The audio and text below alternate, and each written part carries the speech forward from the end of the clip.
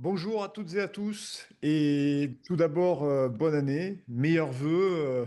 Votre présence est toujours aussi nombreuse, aussi chaleureuse, aussi fidèle dans cette conférence de début d'année, désormais traditionnelle, annuelle, hein, puisque elle a lieu tous les ans à la même époque pour la cinquième année donc consécutive. Je suis vraiment heureux de vous recevoir avec Louise et JB qui sont aussi parmi nous.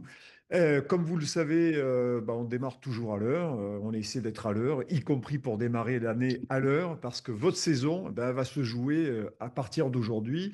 Votre saison 2026, elle est forcément aujourd'hui très importante pour vous parce que C'est parti, tu mis comme pénaliste.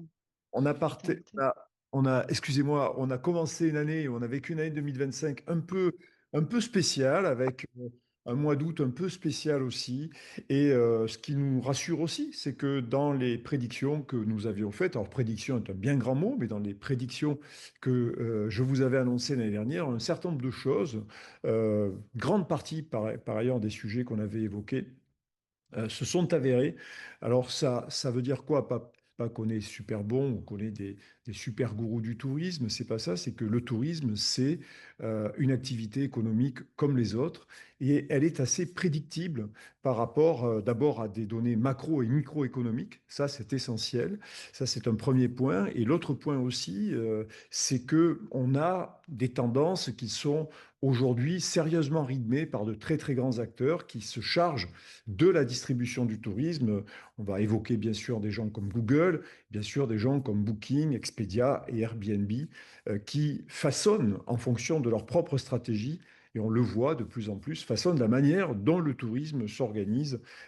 Et on peut mettre aussi dans le lot, même si vous vous sentez moins concerné, les compagnies aériennes qu'elles soient classiques ou des compagnies low cost, qui, en fonction des destinations qu'elles privilégient, en fonction des prix qu'elles affichent, vont pouvoir avoir une influence importante sur les modes de consommation. Enfin, il y a un autre paramètre important, au-delà de l'économie et des tendances qui sont aussi imposées par les acteurs du tourisme, il y a le facteur climatique, qui est un facteur qui aujourd'hui rentre sérieusement en ligne de compte, et j'y reviendrai tout à l'heure, que ce soit sur les tendances ou que ce soit aussi sur les résultats de 2025. Alors, je me présente, je suis Bruno Delmas, je suis le fondateur de Eloa et je suis aussi son CEO pour ceux qui ne me connaissent pas. Et je suis avec toute mon équipe, nous sommes une soixantaine à Perpignan, en France, et nous travaillons bien sûr à vous développer la plateforme qui va vous apporter le meilleur impact dans votre quotidien pour gérer votre business touristique, votre distribution, votre propre marketing, votre site internet, tout en un seul outil pour vous permettre justement, avec un très bon support client, de vous libérer d'un certain nombre de tâches, de complexité, de devoir gérer plusieurs outils différents. Et à partir de là, de pouvoir faire votre business. On a aujourd'hui plus de 4,8 d'avis positifs sur Google et sur Trustpilot, et tout ça vu par quasiment 3000 avis vérifiés. Merci encore de votre confiance si vous êtes client de Eloa et bienvenue si vous souhaitez nous rejoindre plus tard. En tout cas, nous allons pouvoir commencer désormais cette conférence. Alors en 2026, on va passer des incertitudes de 2025. J'avais annoncé l'année dernière, on est sur une année assez incertaine. Le climat politique est instable, en France en particulier. Ça fait 2 ans que nous vivons avec une absence de budget, avec une vraie instabilité politique. Tout ça n'est pas sans créer des conséquences sur la situation économique. Et évidemment, tout cela n'est pas sans poser de conséquences au niveau international, compte tenu de la tornade de Trump aussi, de ce qui se passe un peu à droite et à gauche. Et donc, oui, ça a des impacts sur le tourisme, et oui, ça a des impacts importants sur les mouvements de population. Regardez ce qui va se passer cet été en particulier, où beaucoup de Français prenaient la destination américaine pour ceux qui avaient un peu de moyens ou qui privilégiaient des voyages un peu lointains. Les nouvelles conditions d'accès au territoire américain, y compris pour les Français, vont sérieusement compliquer la donne. Et donc, on peut s'attendre à ce qu'un certain nombre de voyageurs français qui partaient vers les États-Unis, soit partiront demain au Canada, soit vont rester en Europe et pourquoi pas sur le pays. Mais quoi qu'il en soit, la vraie tendance, si je devais résumer ce webinaire, c'est que 2026 va nous faire passer d'une année d'incertitude à ce que l'on appelle un nouveau normal. le nouveau normal, c'est la fin du voyage revanche, c'est la fin de toutes ces micro-évolutions ou ces formules tendancielles que nous avons eues juste pendant la sortie du Covid et les 2 ans après l'ère Covid. Là, on revient à une situation normale. Le voyage, c'est un besoin vital. Donc, on en a autant besoin que de manger et que de se loger désormais. Donc, ça, c'est quelque chose qui est très important parce que ça veut dire que lorsqu'on traverse des crises économiques, c'est pas forcément le budget sur lequel les gens vont faire le plus de sacrifices. Alors, il y a eu la tendance euphorique d'après-Covid qui consistait à partir coûte que coûte, mais désormais, on revient au normal et donc les voyageurs, pour cette année 2026, ont envie de partir, puisque un peu plus de la moitié, par exemple, si on prend que les Français, c'est assez stable, entre 53 et 55% selon les enquêtes, sont prêts à partir pour 2026, mais ils ne veulent pas partir coûte que coûte. On va voir plus tard, durant ce webinaire, ce que cela veut dire. Donc on est non pas dans une saturation de voyage après le travel revenge, on n'est pas dans une saturation de départ, de destination, on est dans quelque chose où on dit, voilà, ok, c'est un besoin vital, mais donc je ne vais pas m'exciter dessus, je veux voyager, mais pas à n'importe quelle condition. Donc on revient à une forme de normalité, et cette normalité, elle impose de tenir un discours de vérité aux voyageurs. Le voyageur, il a des attentes très très précises. C'est pas juste partir aujourd'hui. On va voir pourquoi et comment. Et donc, il s'attend à ce que les professionnels comme vous lui formuliez des propositions précises et si possible simples et vraies. On va voir, ça va être la grosse tendance de cette année. Il y aura d'abord une deuxième tendance aussi qui est celle du hors-saison. Ça fait 2, 3 ans qu'on voit bien que pour plein de raisons, et en particulier des raisons budgétaires et des raisons climatiques, et pas juste parce que des gens phosphorent dans un coin sur l'over-tourism ou ce genre de choses. Non, il y a une réalité, c'est que le consommateur, il sait que s'il veut optimiser son budget, s'il veut profiter de destinations agréables, à des moments agréables avec des bonnes météos, eh bien, il faut qu'il parte en juin ou en septembre. Et donc, de plus en plus de voyageurs prennent conscience de cette réalité et sont prêts à partir de plus en plus en hors saison. C'est quand même un voyageur sur deux. Donc ça, c'est important. Et ce qui est important aussi, c'est de pouvoir apprécier la manière dont les professionnels dans les territoires font encore plus d'efforts aujourd'hui pour ouvrir plus tôt, pour fermer un peu plus tard sur la saison. Et on le voit, celles et ceux qui en particulier ont tenu un peu plus sur la durée entre septembre et octobre ont pu rattraper les passages à vide, notamment qu'on a pu constater en 2025 sur le mois d'août. Donc ça, c'est très important. Donc ils veulent partir en hors saison, si possible plus près de chez eux, parce que la voiture reste le moyen de transport aujourd'hui privilégié. Là, c'est pareil. Les apôtres de la décarbonation absolue, et je suis pour la protection de l'environnement, je suis pour qu'on consomme mieux, mais aujourd'hui, ces apôtres-là de la décarbonation, qui dans le même temps vous disent on communique sur la décarbonation et en même temps on se plaint que les gens ne viennent pas dans la destination. Vous voyez, il y a un vrai paradoxe. En réalité, la question, c'est pas le surtourisme et c'est pas la décarbonation, c'est comment on fait en sorte que les gens se déplacent à moins de 3 heures ou 4 heures de chez eux, viennent passer un bon séjour dans une destination et qu'à partir de là, le tourisme reste une activité complètement durable, juste parce qu'à un moment donné, il y a une gestion qui se fait, qui est une... On n'accuse pas le touriste, on ne le condamne pas. Le touriste, il fait comme il peut avec les moyens dont il dispose, et en particulier son principal moyen, celui qui lui coûte moins cher, c'est sa voiture aujourd'hui. Donc, sur une destination domestique comme est la France, avec beaucoup de voyageurs qui consomment la France, eh bien, il faut effectivement euh, reconnaître que c'est du hors saison, c'est du plus près, c'est du moins longtemps, et c'est en voiture. Donc ça, c'est pour la réalité du marché. Il y a une autre réalité beaucoup moins drôle, c'est qu'un tiers des Français ne vont pas partir et vont de plus en plus renoncer à partir en vacances. Alors, c'est gros, hein, 31%. Alors, c'est un peu assez stable depuis 2 ans. Mais ça démontre bien que, on est à des proportions beaucoup plus importantes que les années avant Covid. Et donc, c'est un point de vigilance à observer. C'est un marché qui se contracte, mais il y a peut-être des solutions aussi pour aller chercher ces consommateurs qui, des fois, se font de fausses idées sur la valeur ou le budget à consacrer pour leurs vacances.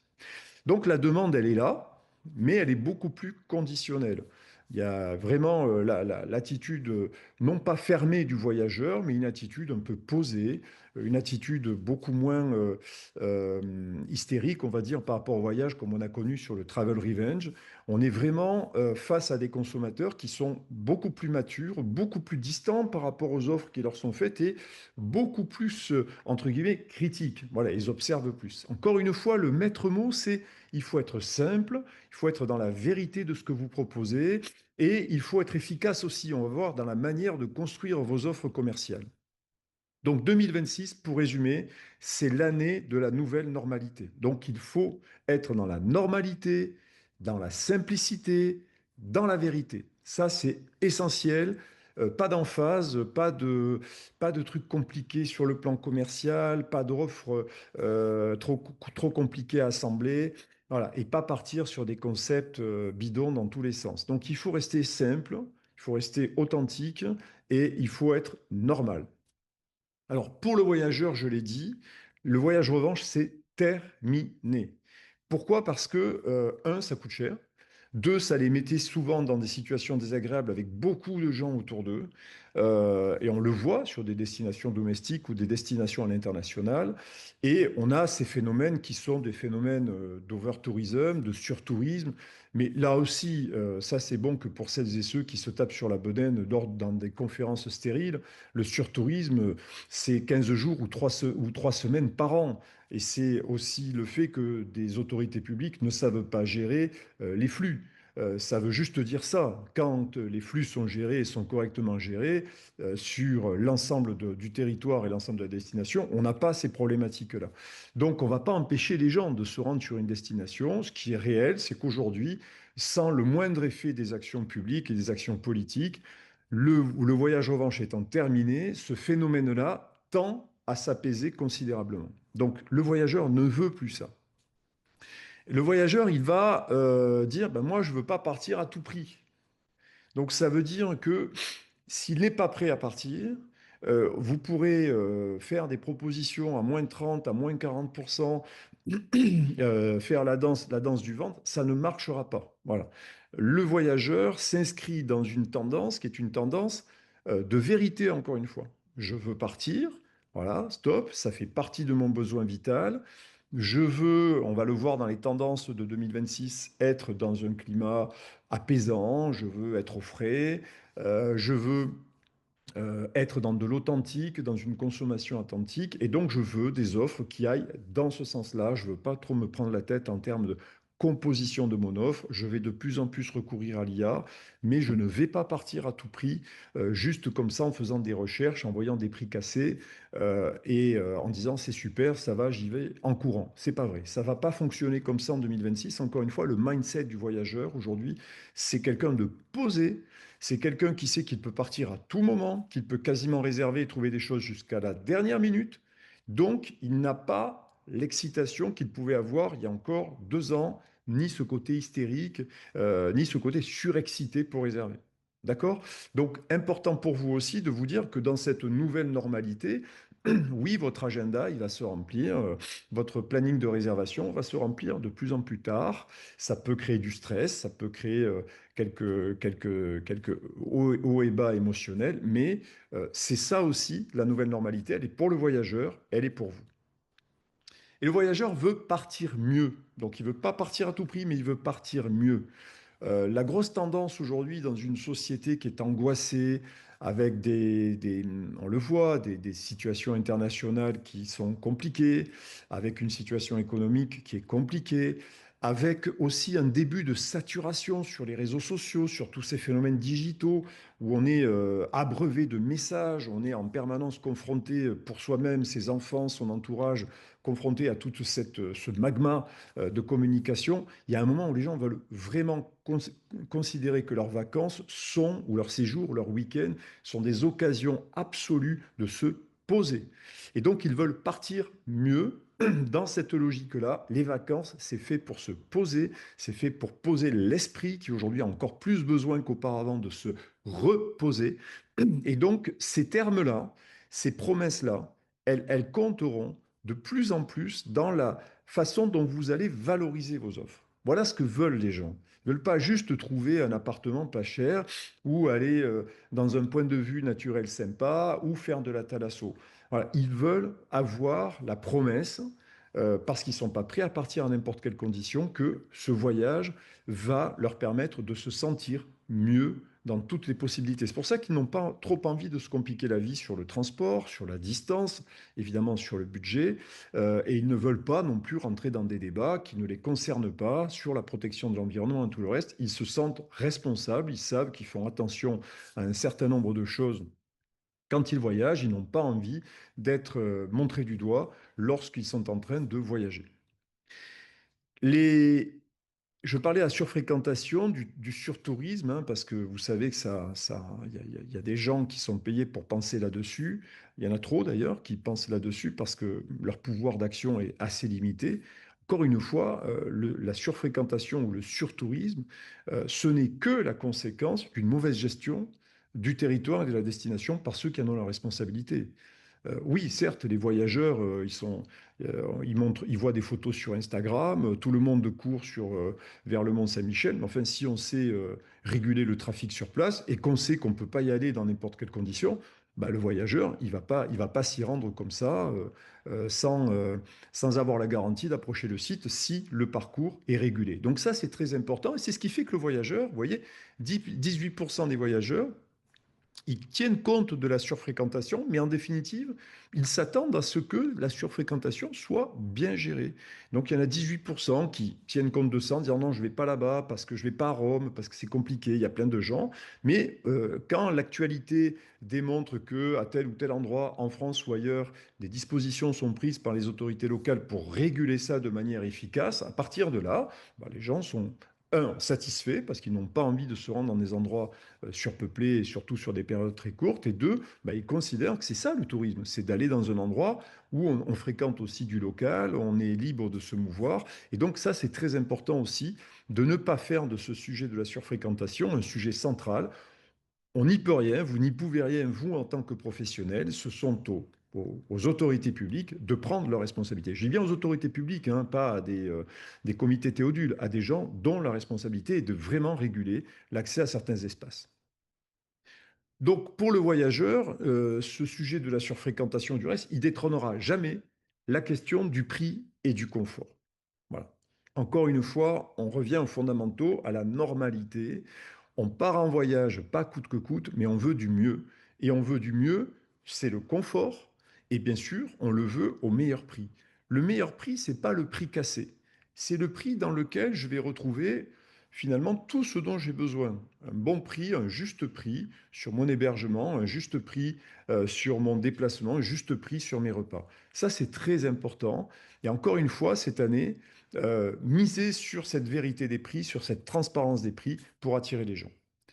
Pour les professionnels, on vient de parler des voyageurs, pour les professionnels, le point marquant de 2026, c'est ce qui va se jouer au mois de mai 2026 partout en Europe, et c'est la mise en place de la réglementation sur les locations de courte durée, qui va imposer à la fois aux loueurs de se déclarer, d'avoir un numéro d'agrément, et aux plateformes comme Airbnb par exemple ou Booking, de ne pas diffuser d'offres de location de courte durée si le propriétaire ne fournit pas ce numéro d'agrément. Avec évidemment la création de registres nationaux et européens de loueurs de meublés et les déclarations qui vont partir automatiquement des grandes plateformes vers les autorités européennes et nationales pour notamment le contrôle, la vérification sur qui a le droit de faire ou pas et d'autre part qui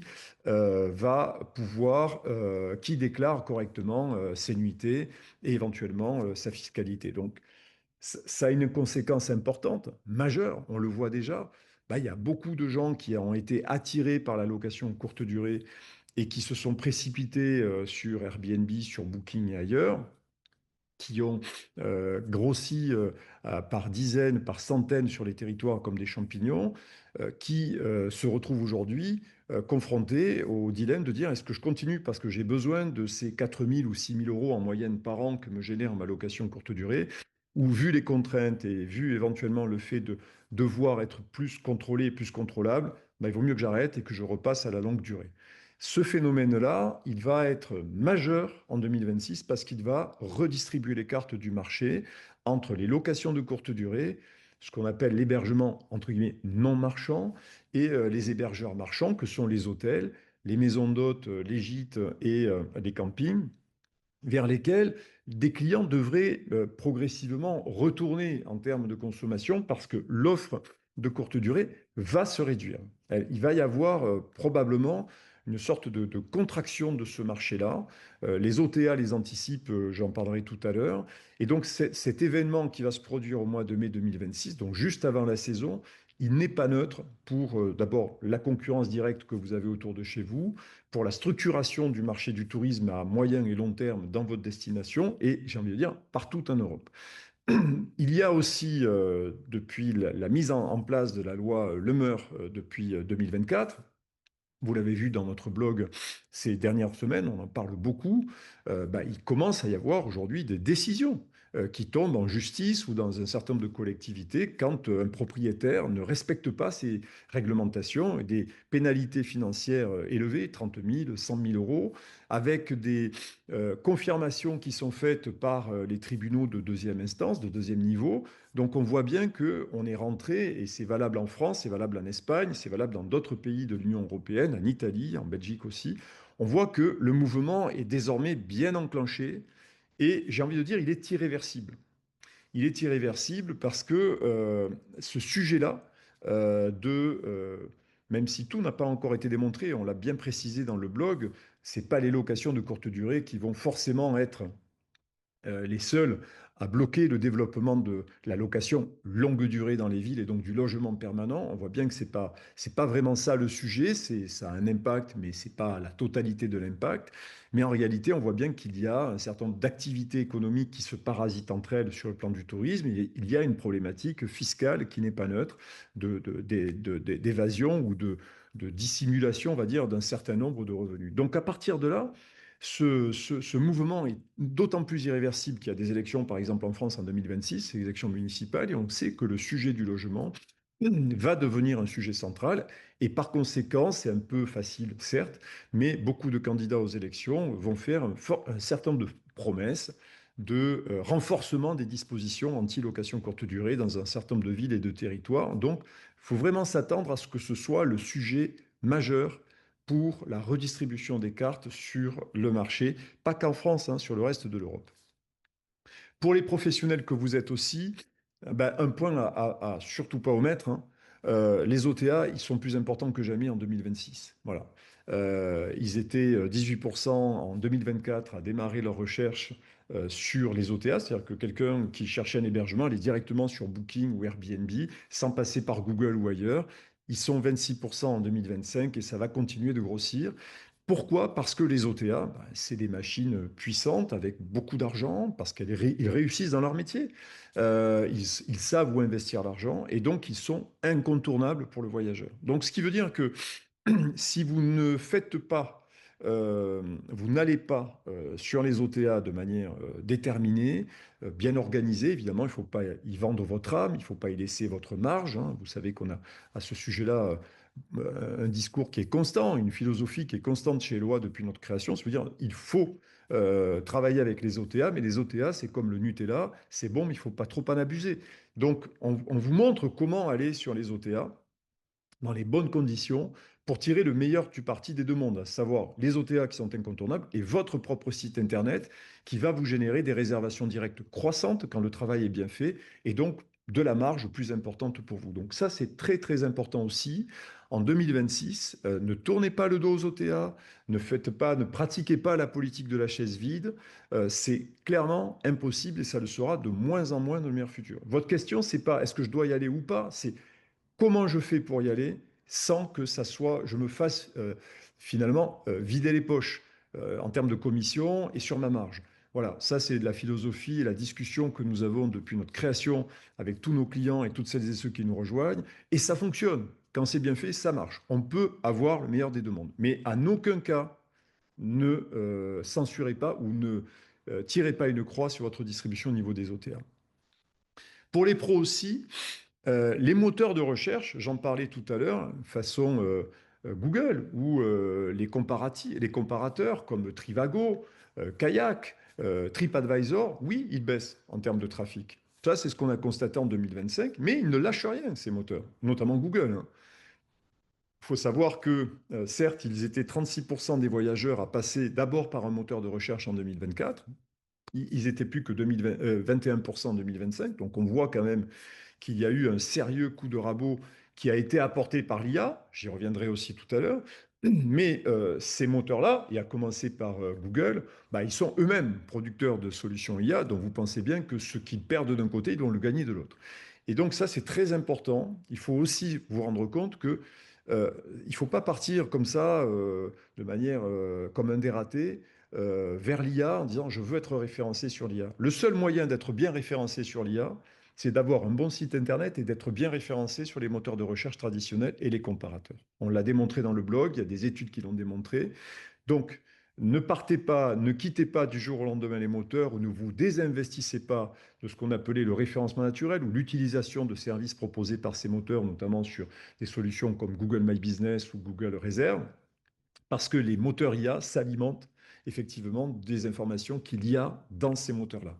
Donc, très important, continuez votre travail sur les moteurs, même si vous le savez, ça baisse de plus en plus. Alors, du côté de Google et des OTA, justement, qu'est-ce qu'il y a à dire? Bah, pour les OTA, Google et Booking pardon, et Expedia sont en train de prendre une orientation fintech, c'est-à-dire société financière. C'est-à-dire qu'aujourd'hui, bah, ils ont fait le job, hein, ils sont connus, les gens viennent chez eux, les gens réservent, ils ont un inventaire colossal, profond, des hôtels, des campings, des maisons d'hôtes, des locations de vacances, des expériences, ça c'est très important aussi, les activités, voire ils proposent la location de voitures, voire ils proposent l'achat de billets d'avion. Donc le job, il est fait. Ils sont connus, les gens passent par eux, on l'a vu tout à l'heure.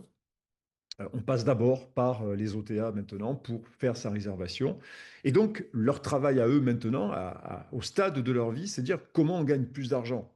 Parce que forcément, bah, aller chercher plus de clients, aller chercher plus de catalogues, oui, mais le job, il est fait. Alors, bien sûr, on va en faire encore plus, mais c'est pas par là qu'on va faire la différence. Donc, ces sociétés sont en train de prendre une orientation de fintech, de start-up orientée finance.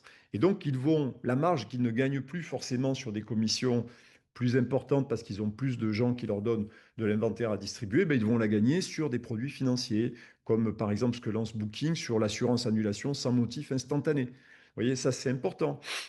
On n'est plus dans l'ère du vous pouvez réserver bien sûr maintenant et annuler jusqu'au dernier moment. Maintenant, vous pouvez réserver maintenant et annuler même une heure avant d'arriver parce qu'il y a une assurance annulation là-dessus qui va coûter de moins en moins cher. Et donc ce phénomène-là, il va aussi avoir des conséquences sur votre organisation à vous, on est d'accord. Mais cette assurance annulation, bien, elle va avoir un rôle de génération de revenus supplémentaires pour Booking et Expedia. Et elle va aussi verrouiller un peu plus le rapport entre l'OTA et l'hébergeur que vous pouvez être. Parce qu'effectivement, il va devenir vendeur à proprement parler et il va devenir celui qui garantit l'annulation grâce à l'assureur et qui va vous reverser une partie de l'annulation. Donc ça, c'est en train de changer aussi. Un, l'avantage, bah, vous ne portez pas seul le risque de l'annulation sans frais, ok, très bien, mais deux, vous devenez un peu plus encore dépendant du système. Mais le voyageur y est gagnant, d'une certaine manière, le client y est gagnant. Donc là, encore une fois, si vous n'êtes pas trop sous la dépendance des OTA, bah, c'est quelque chose qui est quand même assez positif. Il faut y voir un côté positif. Il y a également des paiements, évidemment, 4 fois sans frais qui ont explosé dans la manière de payer les réservations en ligne. Et donc, je suis toujours étonné de voir avec quelle retenue certains professionnels ne veulent pas proposer le paiement 4 fois sans frais sur leur site internet, alors que ça coûte beaucoup moins cher qu'une commission OTA. Mais les voyageurs, aujourd'hui, on l'a vu, bah, ils veulent partir en vacances, ils veulent avoir des facilités de paiement. C'est 87% des voyageurs sur le nord de l'Europe. Et c'est en train, aux États-Unis, pareil. Et la vague est en train de descendre sur les zones méridionales. Donc, ne pas proposer le 4 fois sans frais, ben, c'est se couper un bras, hein, clairement, par rapport aux voyageurs qui, eux, ben, iront sur les sites, et notamment les OTA, qui payent du 4 fois sans frais. Et là, vous payez les deux. Parce que si vous vous êtes vendu sur un OTA qui vous a vendu avec du 4 fois sans frais, ben, forcément, les frais financiers, c'est vous qui les portez quand même. Donc, autant vous éliminer la commission de l'OTA et n'avoir qu'à payer le 4 fois sans frais qui, encore une fois, je le rappelle, c'est 7% 4 fois sans frais. Commission OTA, c'est 30%. Donc, vous voyez, le différentiel, il est quand même important. Il va y avoir les garanties météo automatisées. On le sait, les garanties météo, c'est pas du gadget. Cette année, on a énormément de neige dans les Pyrénées ou dans les Alpes. C'est génial, les gens n'annulent pas. Bon, bah, très bien. C'est pas tous les ans et ça sera pas tous les ans compte tenu des conditions climatiques. Pareil pour un certain nombre de zones méridionales ou pendant l'été. Donc, les notions de garantie météo, de paiement d'assurance que vous pouvez proposer aussi sur votre moteur de réservation sur votre site direct, ça, c'est essentiel parce que c'est ce qui donne aussi un confort aux voyageurs pour partir de manière un peu sereine, quel que soit le site où il a réservé, dans la destination ou dans l'hébergement qu'il a choisi. Donc en clair, les gens, les OTA, ont compris, ont analysé avec toutes les données qui sont à leur disposition que aujourd'hui la notion, ce n'était pas que le prix. Les voyageurs cherchent de la sérénité face aux imprévus parce qu'il y a beaucoup d'imprévus aujourd'hui pour plein de raisons. Donc les gens veulent de la sérénité. Cette sérénité, bah, il faut vous en inspirer pour l'offrir aussi sur votre moteur de réservation. Pour les OTA, Airbnb, lui, ben, il mise sur l'expérientiel parce qu'Airbnb, il n'a pas le même sujet, il n'a pas forcément les mêmes enjeux que Booking. D'abord, Airbnb, son cœur de métier, la location courte durée, elle est menacée partout dans le monde. Ça ne veut pas dire que ça va disparaître, attention, hein. Ça veut dire que ça il va y avoir quand même un certain écrémage qui va se faire. Et donc, on va se retrouver dans une situation où Airbnb dit, OK, moi maintenant, il faut que je rebondisse. Donc d'un côté, bah, il propose ce qu'on appelle des icons. Donc c'est, vous voyez ici avec cette maison tirée du film là-haut de Disney, c'est une vraie maison qui est pendue à une grue avec tous ces ballons gonflés à l'hélium et on se retrouve dans le décor carrément du film et on peut vivre une expérience incroyable. Alors il y a plein de sites hein, comme ça, ils ont fait plein de spots sur lesquels on peut vivre des expériences hors normes. On peut dormir dans une tribune de football, on peut aller dormir dans la maison de Cendrillon, etc., etc. Voilà, bon, ça c'est de la belle image, c'est Instagrammable, c'est des budgets très élevés souvent, mais c'est vraiment leur truc et c'est vrai que c'est des produits qu'on trouve que chez eux aujourd'hui. Il y a les activités, les loisirs que Airbnb relance, et ça c'est important. Ils n'ont jamais caché le fait que sur ce sujet-là, ils voulaient être pionniers et ils testent, ils échouent, ils testent, ils échouent, puis jusqu'au moment où ils vont trouver la solution. Mais 2025 a été une année où ils ont relancé cette dimension-là. Donc, si vous êtes un pro des loisirs et des activités, vraiment, je vous invite à aller sur Airbnb parce que c'est très important de se donner au moins de la visibilité grâce à vos expériences. On l'a vu notamment avec des acteurs qui l'ont fait en matière de no-tourisme parce qu'ils avaient la possibilité de proposer des activités dans le vignoble et aussi un hébergement à proximité. Et ça marche et ça cartonne. Donc, allez-y. L'autre orientation d'Airbnb, ben, quand le court séjour est menacé, il faut s'orienter vers le long séjour. Il y a des demandes importantes sur le long séjour, c'est-à-dire 30 jours et plus. Ça fait partie des orientations 2026 et surtout les hôtels qui étaient déjà présents sur Airbnb, certes, mais qui vont l'être de plus en plus. Donc si vous êtes un hôtelier, maison d'hôtes, un camping. Vous avez il ne faut pas mettre toutes vos chambres, hein, c'est pas ça le but. C'est vous prenez une suite ou vous prenez une chambre un peu sympa, un peu familiale, et là vous la postez sur Airbnb. Vous pouvez bien sûr utiliser le Channel Manager Eloi pour y aller. Ça sera encore plus facile.